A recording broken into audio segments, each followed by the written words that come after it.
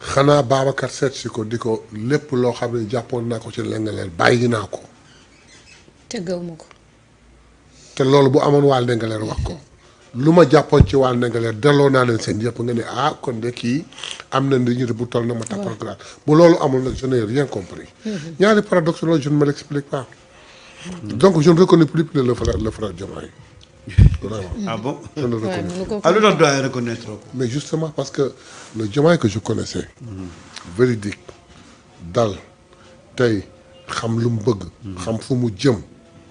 très calme.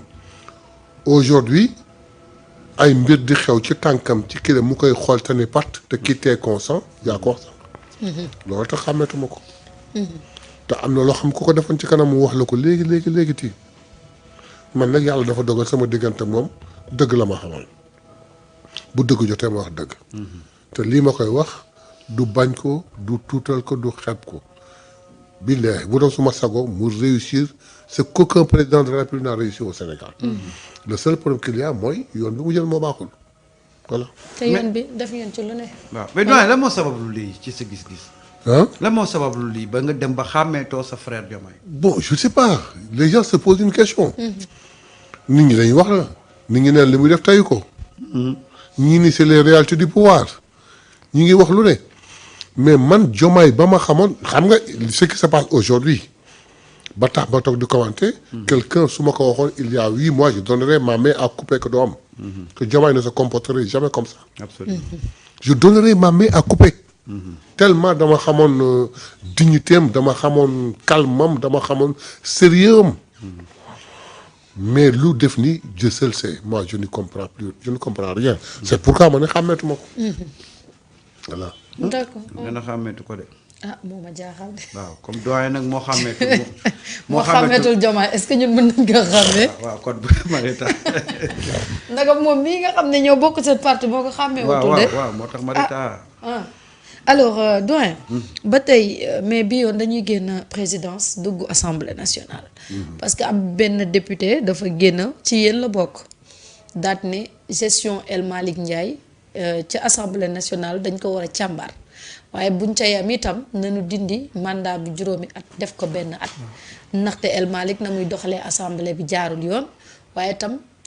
mu ngay def ay mbir yoo xam ne daal yu doy waar la ca suuf alors ñu bëggoon xam lan moo xew ci mbir moom. waaw xam nga ki wax. ku la xaq wala kàddu mural man ki wax xaw ma ko ci waxantu. mais gestion El Malick Ndiaye su ma dindee li député boobu wax. boo ma ko laajee dama lay wax ni jàmbaar pire jàmbaar fëkk tëdd. réforme yi mu def. décision yi mu jël. façon bi muy doxale gongo rek lay wax. lu xew jësal see man nag duma benn nopp. moom moo wax kii waxagul. El Malick waxagul. attendons de voir ce que El Malick dira. wala un de ses proches pour comprendre exactement. seulement dafa am loo xam dama koy rejeter d'office. muy lan. mooy ñu def élection pour 1 an. que chaque année ñu nommer un président de l'Assemblée nationale c'est pas bon pour l'Assemblée nationale. kooku Ablaye Wade da ko defoon dans le seul but pour xeex Macky. mais président Assemblée nationale d'abord day alourdir la première journée de session d'ouverture de session de l'Assemblée nationale. pour des élections rek ça peut prendre toute une journée ou bien sax 2 jours. deuxièmement soo nommé nit président de l'Assemblée nationale. mu toog 1 an di parfaire une stratégie pour une kii balay muy mettre en place. ñu dem élection nga dindi ko teg keneen par exemple. waaw keneen kooku ñëw day jël leen teg fee commencé waat di defar stratégie mais en fin de compte assemblée di dox. donc président de l'Assemblée nationale 5 ans yi mooy li gën.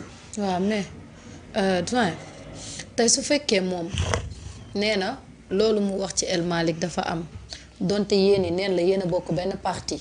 te yow nee nga xam nga El Malick que li mu def ci assemblée nationale réforme yi mu fa indi yàggul doyen Sanu Dione honorable ñu koy nuyu moom tam toog na fii di wax ci El Malick na mu soppee assemblée nationale ak taxawaay bi tey même su fekkee ni mbir yooyu am na kenn waxul ni nañu nëppal waaye dafa di loo xamante ni day wane encore une fois que ni Pastef dajaloo bi ñu war a dajaloo instance yi ñu war a toog war a waxante dëgg instance yooyu tamit dafa non c'est pas un problème de Pastef. ouais.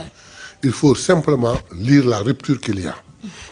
Jamais dans l'histoire du Sénégal, Ouais. un député bu bokk ak le président de l'Assemblée nationale quand dina toog di ko critiquer. Bourama peut-être gis na ni moom ci gis-gisam gestion bi am na lu ci raq-raq. Il demande à ce que ñu auditer ko ak tout de tas de choses. Man gisuma loolu. Parce que man je n'ai même pas le temps de m'occuper du cabinet du président de l'Assemblée nationale. Am na leneen lu ma doy. Mais ci li ma gis li muy doxal. Réorganisation bi mu def ci Assemblée nationale. Ouais. ah ak yi mu teg ni mu alléger la kii le travail des députés ensuite gestion inclusive bu mu def ak tout un tas de choses je donne un exemple